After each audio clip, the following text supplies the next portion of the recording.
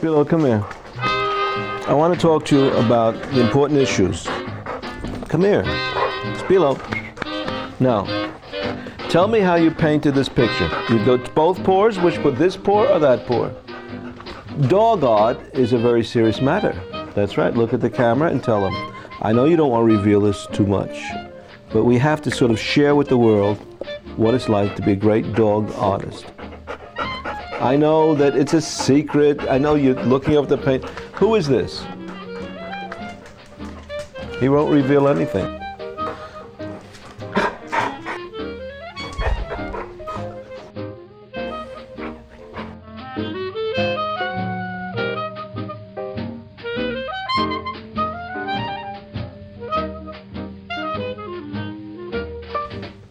I'm a person trying to make visible invisible stuff. The kind of artist I am, I'm an alchemist. I'm a postmodern alchemist, using things from the visible world and turning them into objects that you can look at. I paint about love all the time. I paint about relationships. I talk about the way people relate to one another, the mistakes in understanding, the difficulties in really knowing one another, the problems of communication between two people.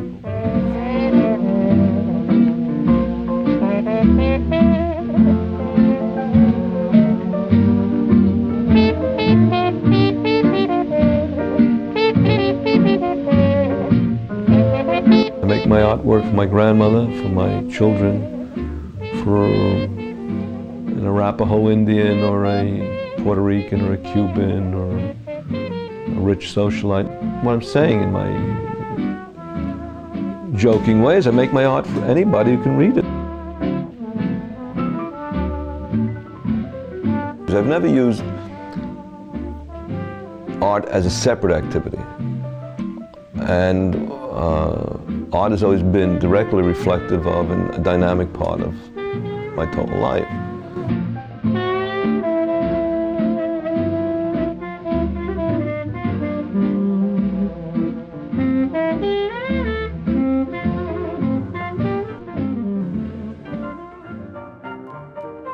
I was born in New York City in 1933, at the tail end of the Depression. I was making pictures from the time I was very small. I remember my father bringing me back a big ream of paper and saying, here, draw. And I think it was 3 or 4. We were very poor. And to give a kid 3 or 4, a whole ream of paper was, I knew, a big present. And I scribbled and drew and scribbled and drew.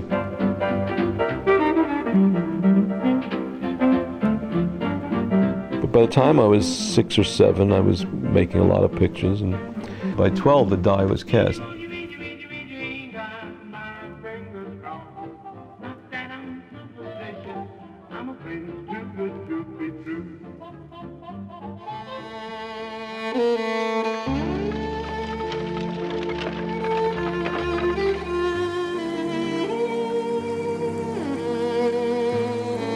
I'd been in Florence only a few weeks, and I walked into the Church of Santa Croce.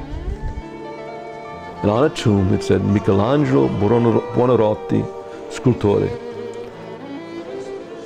And the fact that he actually lived, that he had bones, had been buried there, just overcame me. And I was all alone, and I just started to cry, because it made apparent to me that great art was made by people who lived and died. That the mythic personalities of the past had walked the same place that I was walking then. And that experience I'll carry with me always. It was overwhelming. I can still laugh at that funny kid doing that.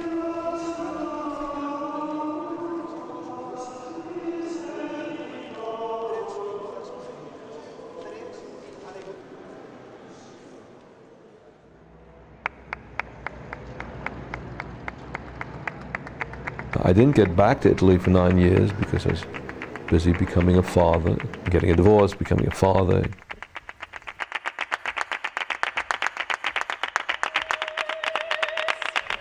slowly over the years, coming back more and more frequently, the possibility evolved to me of trying to live here.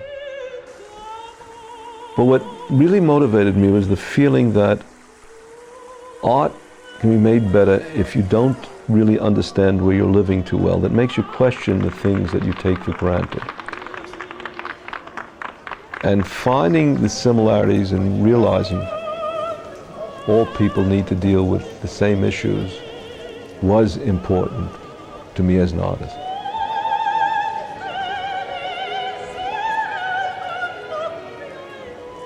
I moved to this house in Pian di Sco, a short distance from Florence, and access to all of Tuscany in June of 1973. But it was not an easy or unemotional move.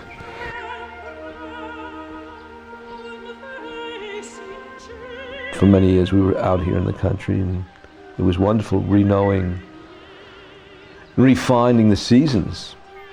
But quite frankly, very little of my work reflects directly what I'm looking at. I had to put up screens on the windows, to block out the landscape because I found it distracting. That all that stuff that's really out there isn't as important to me as what's in here and the kind of experiences I have with people in smaller spaces.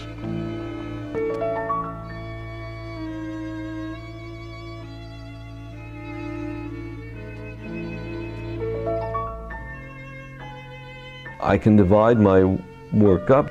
There's the first 15 years of work.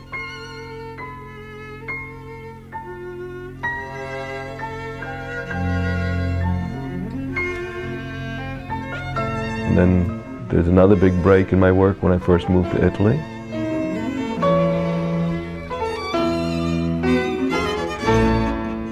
There was a dramatic change in my work when my wife died, when she was 46.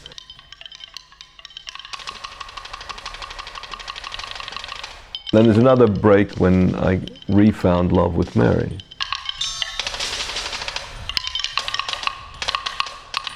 And then there was the search again for putting it all together.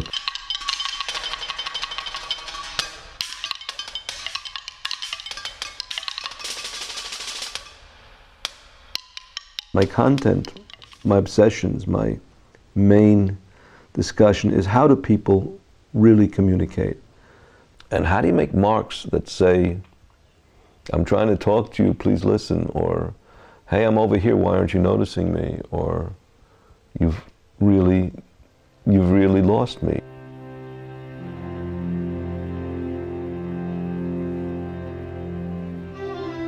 My way of making art is linked to my belief, which is that the artist has to be discovering. If the marks are made looking for something rather than confirming something you already know, it looks different. I don't know if you can tell here what this box is, but the box is going to be a box, if it still looks okay to me when I'm finished, there's going to be a box of hearts, collecting hearts. And then I've got this hand, I don't know if you can see this hand, you see it like that, which I've found in this material, which is touching and holding a series of still undefined forms. Now I haven't decided whether they're visceral forms or they're faces, I see a lot of things in them, and I have to attach what I see to the content that I'm discovering in it. And this is the way I work. My process is that I do things and I make associations from my life, from literature, from the things that somehow or other have intellectual and emotional importance to me. And the search for love, this human search for love is really what this painting is about now.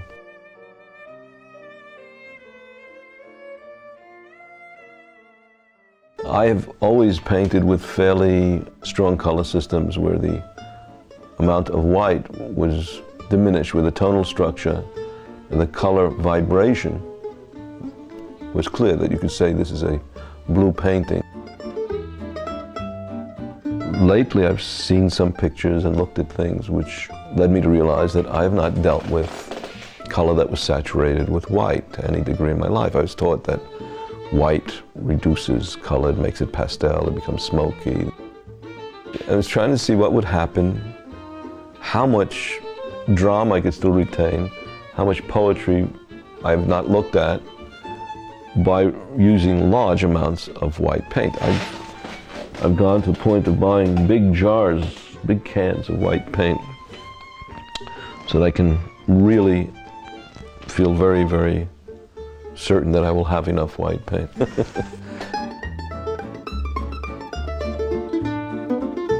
That was white paint.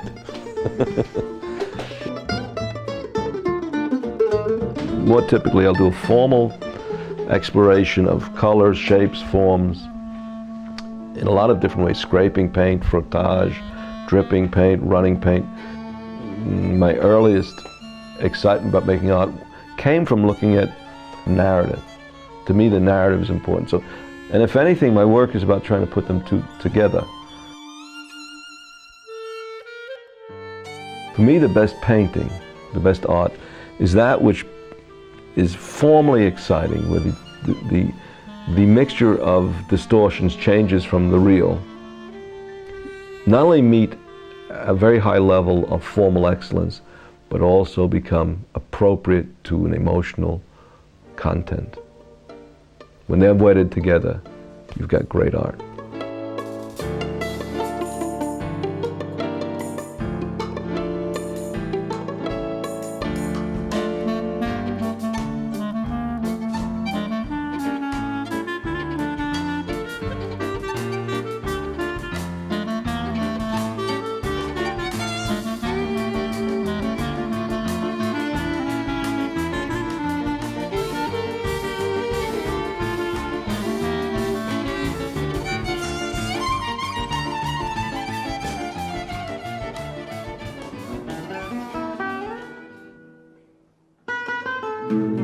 People have always seemed to need rituals and objects that would somehow bring into a visible form things which are not visible.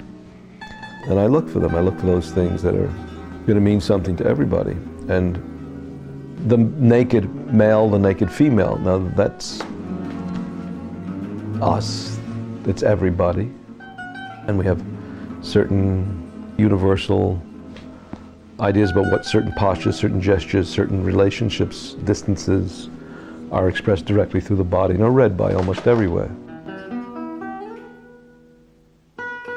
Then there are things that are specifically important to me. Many, many times I've used the book. The book is the word. The book is our ability to communicate through abstract symbols. Boats. I grew up near the sea, so I often have boats in my paintings. I often have people holding a fragile object. That's not the thing itself, but it's usually a human being's relationship or juxtaposition to an environment or a thing, which I think is pretty clearly never a real thing.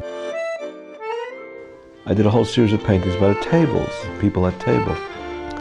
And I used the table as a device to immediately say, people are going to do something together.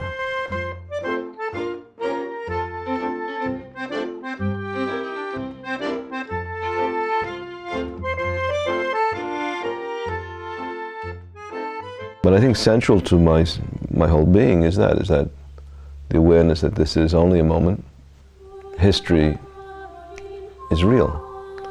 And I think everybody says history is what you choose to remember. I think history is also what you choose to try to find out about and try to project the present into. The present becomes richer if your belief in the past is more genuine.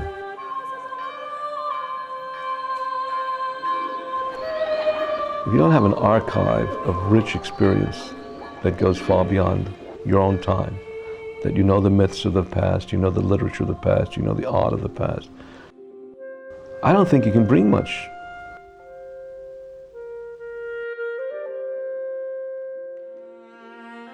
I think that's why maybe teaching was gratifying for me, because it enabled me to affect people not to just communicate craft, but to speak to them about what is the artist's role, why are we here, what are we doing.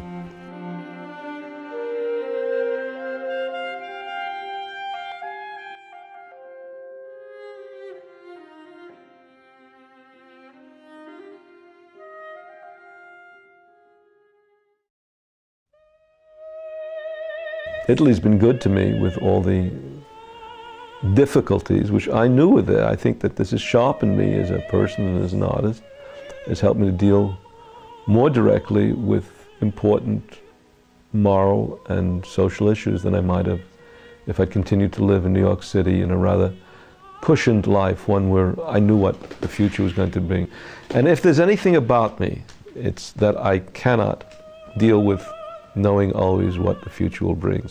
I feel like this is central to who I am, and I think central to my research as a painter. I do not want to know what my pictures are going to look like next year, and I just hope I am as surprised by them as I have been for the past few years. I don't know where it'll go, but I've got a lot of things I want to work on.